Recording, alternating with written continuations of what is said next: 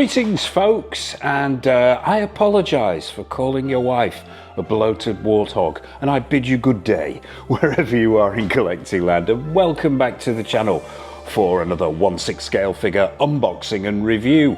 So yes, highly anticipated by Mr. Go Figure, this one. Waited what seems like forever, an eternity, forgive the pun. Yes, finally it's dropped. It is Iconiq Studios 1/6 scale take on Russell Nash, aka Connor McLeod, aka the Highlander, aka Christopher Lambert, from that 1986 wonderful mess of a movie that is Highlander. So before we dive down onto the table and take a close-up look though, I would like to send a Kurgan-sized shout out to everybody who's supported the channel, and please drop a like and hype on this video as it helps other people find Go Figure. And if you haven't already, be sure to mash that subscribe button and bell notification icon so you're not missing any of the 1/6 scale reviews, news, tours, showcases, previews, and all that other good stuff that we've got coming up. So, usual format folks, we will have a quick look at the box, then it'll be down onto the table for the accessories, and then we'll have a look at the Highlander himself, and we'll be wrapping the whole thing up with the usual showcase at the end. So, enough of my meanderings, let's get down to it. So, a quick look at the box to kick it off, and relatively straightforward box this one, nothing too fancy here. Let's stop it from spinning and have a quick look. Shoebox design, and as I say, relatively straightforward. What you've got on the front here in this sort of blue scale colouring is a picture of Connor McLeod in high gloss on the left hand side, and a close-up of Christopher Lambert's face there as well. Both of these pictures are from the movie, I'm pretty certain of that. They're not the figure. But yeah, it looks pretty effective. You've got these lightning effects going on in the background there. It says Highlander, there can be only one across the top. Iconiq Studios logo bottom right hand corner, obviously officially licensed product this one. On the left hand side says Studio Canal, Iconiq Studios, Highlander again, same thing on the right hand side, Highlander on the bottom and Highlander on the top as well. So yeah, pretty simple design this one. Around the back you've got a sort of description of Iconiq Studios and a blurb about the movie itself, and underneath that you've got all the usual credits and warnings. Don't piss this figure off, because nuns have no sense of humour. Let's open this box up, let's get this turntable out of the way, have a quick look inside. First time I've seen this figure, literally just come through the door, so if this lid will come off, we are greeted with a slipcover. That's a nice design. It's just some lightning effects, some cloud effects, all done in grayscale there and whites. Underneath that slipcover, what do we have? We've got a set of instructions by the looks of it. Yeah, a sheet of instructions here on how to handle the figure. Nice inclusion that, and describing the lightning effects by the looks of it, and how to replace the clothing and so on. Underneath that, the usual foam inlay, and underneath that, the figure itself still in the bag. You've got the hands down the sides here, and I'm assuming this is double layered with the stand and all the lightning effects underneath that as well. So that's enough of the box. What we need to do next is dive down onto the table and take a look at all the accessories that you get with your Connor McLeod figure. So, accessories out, what do you get? Well, not a huge amount, to be honest with you. I was a little bit disappointed. But what you do get looks to be very, very high quality indeed. Let's start with the mundane stuff. You get a spare pair of wrist pegs. That's always great to see. Pop those to one side. Let's start with the hands. You know me and my strange hand thing. You get 6 pairs of hands in total. Total of 12 hands, which is great. I think they've really gone all in with the hands. There's a glove pair on the figure already. One gloved hand down here, one swap out one. Let's have a close-up look and see what kind of quality we're looking at with the hands here. And I've got to say, first impressions are very, very good. If you can get the camera to focus here, the hands look excellent. Bone work, vein work is all there. The skin tones and textures are very, very good. There's flecking on there as well. There's a reddening to the knuckles there, if the light's catching this, on both the back of the hands and on the fingers itself. We've got sculpted in fingernails, which is always good to see. And you've got creasing in the palms as well. It's perhaps not the best creasing I've seen on a 1/6 scale hand, but it's pretty good. And overall, I think these are some very, very good hands indeed. Let's try the flexibility test. Yeah, looking at a medium here, so shouldn't be an issue gripping any of the, well, the only Spartan accessory that there is, that katana, which we will get to. Let's just grab another one at random. Let's take a look at this, see if the quality carries through, and it does indeed, yeah. Excellent handwork here from Iconiq Studios. Be forgiven for thinking he's given the thumbs up there. I'm assuming this is a hand for gripping the sword or the scabbard. And let's take a quick look at the gloved hand. Yeah, pretty good job here of replicating leather here. The sculpt's good, there's creasing in there. The paint application is sort of slightly glossed to give it that leather look, and overall, yeah, very good impression of Connor McLeod's gloves, and very screen accurate. So that's the hands, folks. Let's pop those to one side. What else do you get? You also get the lightning effects. Now, you get 4 of these, and they are included in the lower tray of the box itself, of the art box. I would say exercise caution when you're taking these out. I nearly had a few mishaps. There are holes cut into the foam inlay that replicate the shape, but the way they've been put in, some of them were stuck in there, and they are quite delicate. So yeah, if you're picking this figure up, watch out for that. But yeah, 4 pieces in total, as I mentioned, and it's done in that sort of plastic stroke resin material that 6-scale collectors will recognize from pretty much every figure that's got lightning or electricity emanating from it or around it. And they've done a pretty good job here. It's got that flex to it, the colouring is really good, it's got that blue hue to it, and overall, yeah, they're super vibrant and they look excellent, and they are attached to the figure as per the instructions that we mentioned before. So let's put those to one side. The stand, the base that comes with this figure. Circular base here, hollow plastic, and pretty much in keeping with what we've got from Iconiq Studios in the past. Let's have a quick look around the bottom here. Studio Canal, Highlander, pretty much nothing much else to see here. No foam feet on this one. I would like to have seen some pads on this one to prevent slippage in the display, but it is what it is. And on the top there, you've got this super high gloss sticker. It says Highlander in yellow across there, and you've got that cloud and lightning effect going off in the background there. Hopefully I'm not dazzling you here. This is super high gloss, this one. I can see this one scratching up actually with dynamic poses if those sneakers are plastic, which I suspect they are, so watch out for that. But yeah, that's the stand. Comes with a standard issue crotch grabber, which simply slots in the back there as always, and that's your base. And finally, the all-important katana, Connor's katana. Now, first impressions on this are pretty good, I've got to say. You've got a sculpted plastic scabbard going on here that's been sculpted to look like material with that brown paint application, and if the light's catching this, there are flecks on there of what look like white paint to give it that used look. I believe that the tip here of the scabbard is metal and has got that intricate design in there with the paint wash on it, which looks really nice. You've got the metal inlay there as well before you get to the handguard. The handguard, these inlays are all metal, which is really nice to see. The all-important handle now. I think Iconiq Studios have done a very good job here. It's sculpted plastic with that paint wash to give it that ivory look, and it's that sort of extended dragon's head done in ivory, which is now sort of synonymous with Connor McLeod. I'm going to attempt to take this out now. I tried to do this when I first got these accessories out, and this is tough. I would say exercise caution here. Taking this thing in and out, there we go, it's come out, can be a bit of a ball ache, so watch out, you don't want the handle snapping. I am a huge fan of the swords of Highlander. I have a lot of the replica swords from the original movie. There's a video about those up on the channel. Check out the homepage if you're wanting to see those. But I think they've done a very, very good job here. That handguard, as we mentioned before, is metal and screen accurate, and the blade itself is metal. Finished to a high gloss. You've got that sort of bloodline that runs down the top there. Quite sharp, so watch out. We don't want any accidents out there. But it's got that. It's got a very, very nice finish and very, very screen accurate. So that's the katana, folks. So without further ado, let's bring out Connor himself. Let's get him onto that stand, onto the turntable, and have a close-up look at him. Okay, folks. So here's Connor McLeod. Straight out of the box, straight onto the stand and turntable. No accessories, no posing or anything like that. Just as he comes out of the box. And first impressions, I've got to say, first impressions are pretty good. The proportions look right, the screen accuracy looks there.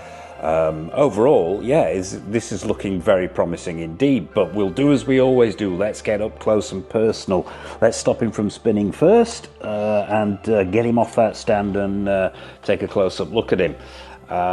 We'll start at the bottom, as we always do, and work our way up.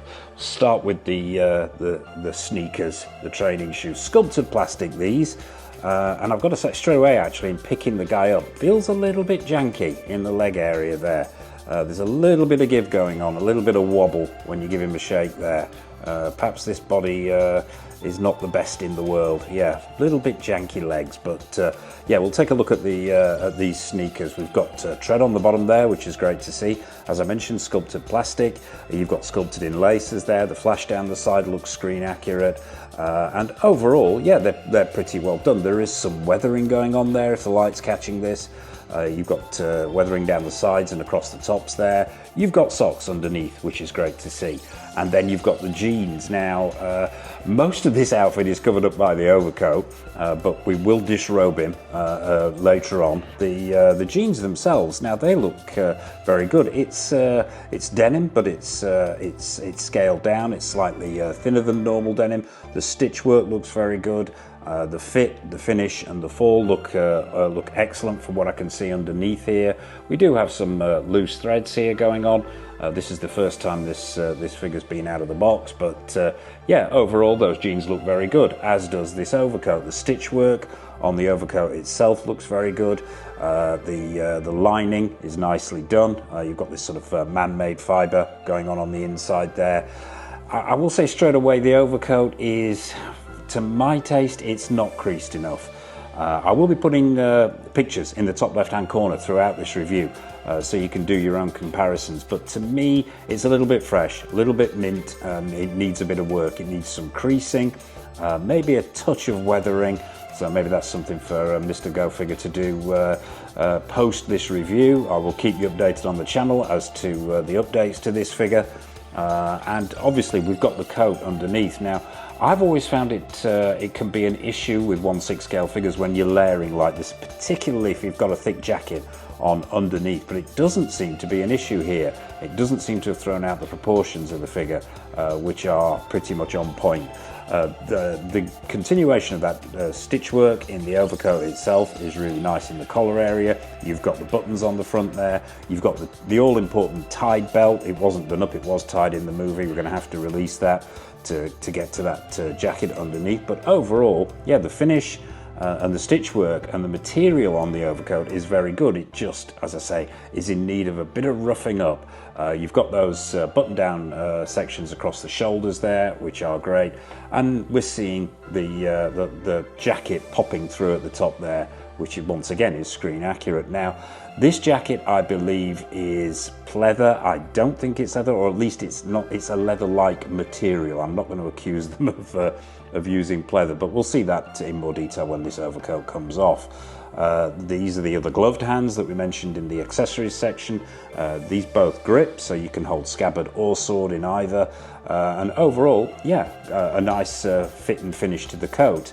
Underneath the jacket, you have got a white, cotton white shirt, and that's done very well from what I can see of it here. You've got buttons on there. The stitch work looks very, very good as well. On to the all-important head sculpt. Now, only the one head sculpt with this particular figure, and it's a fixed neck head sculpt. Let's check the movement in there. In fact, while we're here, let's check the articulation all over. It feels, how can I describe this? It doesn't feel the most secure.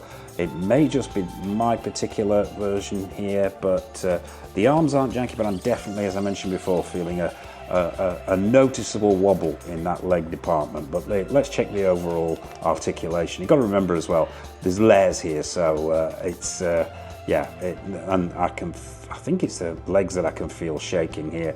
You've got a butterfly joint at the shoulder there, jointed elbow, obviously. I think there's a bicep swivel there. Yes, there is. So yeah, considering the layers, the articulation isn't too bad. But I've got to say, this body does not feel very high quality at all. It may be just maybe the wobble in the legs that's making me think that, but yeah, let's check the articulation in the legs. Yeah, got a certain amount of movement there within the restriction of the clothing at the top of the leg there. Let's check the waist. Yeah, you've got a swivel at the waist there, but as I say, this is going to be cramped by this this overcoat. Forward and backward, not an awful lot of forward and backward, but that'll be the clothing restrictions, I suspect. Let's check the knees. Now, yeah, they're not ratcheted, these knees. You probably get them up to about there at a push. I think that's about as far as they're going to go. How about the articulation at the feet? Let's check that. Yeah, you've got forward and backward movement there. You've got some side to side as well. I'm assuming these are pegged in. So the articulation is good. And overall, yeah, it's a good start. Let's get up close with this head sculpt. Now, I was a little bit concerned after I'd seen the prototype shots and then I saw the actual production model that they had softened this head sculpt up. And it is most certainly Christopher Lambert, it is most certainly the Highlander, it's most certainly Connor McLeod. Is it 100%? I think it's more the detailing here, and as I say, I'm going to put some shots in the top left hand corner so you can do your own comparisons. I still can't help but think it's a little on the soft side. I think it's unmistakably Christopher Lambert. You've got that 5 o'clock shadow going on. The skin tones and textures are quite good. There's flecking in that skin there if the light's catching this. The eyes themselves are very, very well done. That unique face that Christopher Lambert has and those unique eyes. The colour's right on those eyes and they are nice and glassy. Underneath there you've got a sort of a browny grey going on, almost, well, it sort of slips into a blue under certain lights, but overall I think it's a very, very good head sculpt, particularly liking that 5 o'clock shadow. The hair, now I wasn't 100% convinced that they got all the tones right in the hair, but I mean, watching the movie, and this all depends, and I've said this before, on what medium you're watching it. Are you watching it in 4K, Blu-ray, you're streaming it, are you watching it on an old DVD or VHS?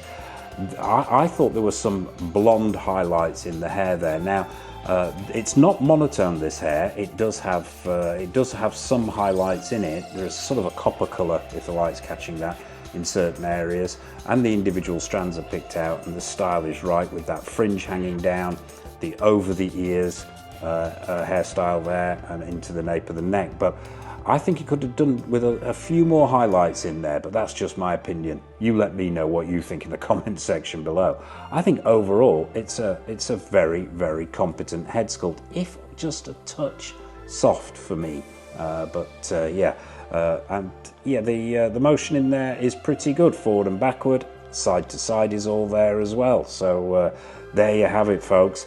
That is Iconiq Studios' take on Christopher Lambert as Connor McLeod. I think what we need to do next is divest him of his overcoat.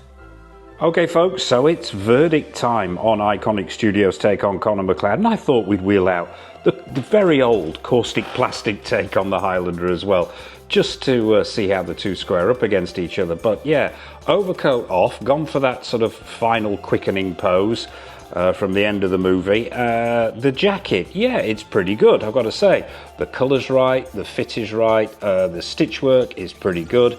It could have been leather. It would have been nice to have seen leather, yes, but it is what it is, and overall it's pretty good. And I like the finish, even though that collar needs some futzing to get it to stay down. But yeah, we need a verdict on this guy. And let's start with the downsides. No, actually, let's not. Let's start with the plus sides. The plus sides, the scale is right. The screen accuracy is there. The outfit is pretty good. The head sculpt is very, very good. It's not perfect. It is a little bit on the soft side for me, but overall, I think they've done a good job here, Iconiq Studios. The accessories are a little bit on the Spartan side, but the katana that we do get is very good. I like that base. I think it's very, very simple, but very, very effective. So yeah, there's a lot of good stuff here, but unfortunately, there's a lot of downsides as well, and we need to talk. we need to talk about this figure. I won't be posing him with this sort of lightning effects going on. They fall off. They're not the most secure in the world, even if you heat them up a little bit with a hairdryer and try and get them to attach. As you can see here, this one, it just doesn't want to stay up.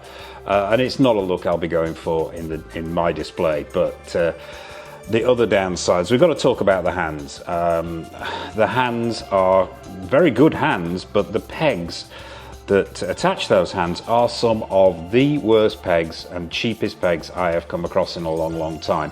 Straight out of the box, brand new, using a hairdryer. We got the worst nightmare, the 6-scale collector's worst nightmare, the embedded wrist peg inside the hand. Getting that out is going to be an utter ball ache. Both wrist pegs that were on the figure broke even after being warmed with a hairdryer.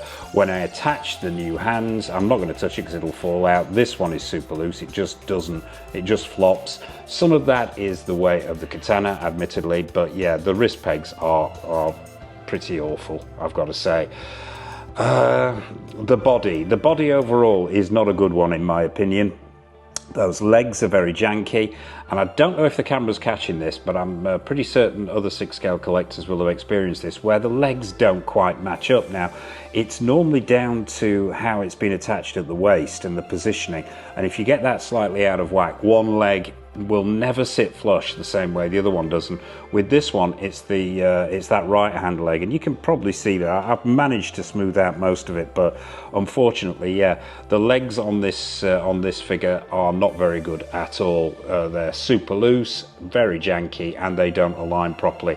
And overall, I think what we're looking at here is quite a cheap body, unfortunately, which it's not good. Not at this price point, it isn't. And I'm a big fan of Iconiq Studios. I've got a number of their figures in the collection, which I think are absolutely excellent.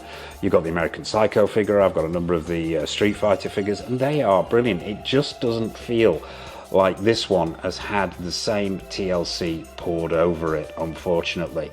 Yeah, it's just, it doesn't quite match the price point. The shoes are good, they're sculpted well, the tailoring is pretty good, but overall it just doesn't feel like a high-end figure in my opinion. I like it a lot, and there's a lot of good stuff going on here, but unfortunately it doesn't quite reach the apex that I was hoping for out of a new Connor McLeod figure. So there you have it, folks. That is Iconiq Studios' take on Connor McLeod. Quick once-over of Caustic Plastic's very old take. If you're wanting to see a full review of this guy, there's one up on the channel, so feel free to dive in and have a look. I still think it holds up today. Yes, it's got some issues because of its age, but overall it's still great fun. But we need a score on the new kid on the block, and unfortunately those issues are going to be reflected in the score. I was so hoping that we were going to get the definitive Connor McLeod in 1/6 scale, and unfortunately this isn't it as far as I'm concerned. There is some good stuff going on here, as I mentioned before, in particular that head sculpt, but as an overall package, yeah, there are a lot of downsides here. And really, as I mentioned before, at that price point we shouldn't be seeing these issues. So a score out of 10, oh, that is a tough one, it really is. I'm gonna give this figure a 7. 6.5, a 7, and it's a real shame because there's so much to like in this figure. If it had just been done with a little bit more care and attention, with a little bit more poured into the figure, then I think this could have got a much higher score. So there you have it, folks. Iconiq Studios' take on Connor McLeod is going to walk away with a 7.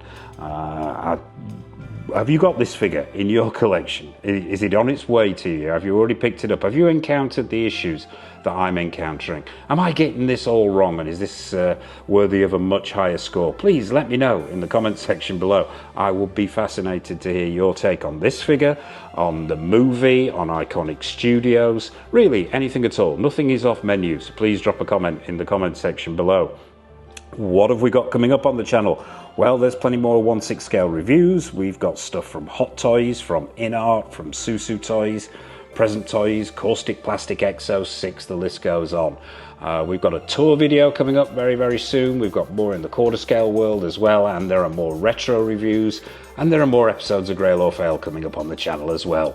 So as I said at the top there, be sure to hit that subscribe button and bell notification icon, so you're not missing any of the good stuff when it comes up on the channel. And I suppose all that remains for me to say is from Connor McLeod, from the Highlander, and from myself, a massive thank you for watching as always, and until next time on the channel, take care of yourselves, happy collecting, and it's over to the showcase.